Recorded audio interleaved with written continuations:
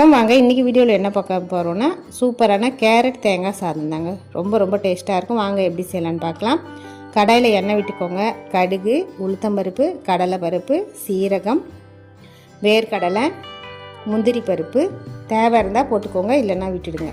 எல்லாத்தையும் நல்லா வறுத்து எடுத்துக்கோங்க. கூடவே 2 காஞ்ச மிளகாய், பச்சை மிளகாய் 2 போட்டுக்கோங்க. இஞ்சி துண்டும் சேர்த்துக்கோங்க.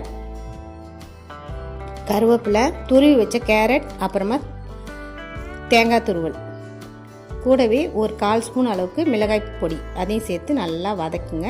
பச்சை வாசனை போகட்டும். அது கூடவே கொஞ்சம் கொத்தமல்லி சேர்த்து நல்லா வதக்கி விட்டுட்டு வடித்து ஆற வச்ச சாதத்தை இது கூட சேர்த்து தேவையான அளவு உப்பும் சேர்த்து நல்லா மிக்ஸ் பண்ணி எடுத்திங்கன்னா சூப்பரான கேரட் தேங்காய் சாதம் ரெடிங்க.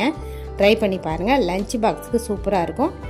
நீங்களும் ட்ரை பண்ணி எப்படி இருக்குன்னு கமெண்ட் பண்ணுங்கள். பிடிச்சிருந்தால் லைக் பண்ணுங்கள், ஷேர் பண்ணுங்கள். மறக்காம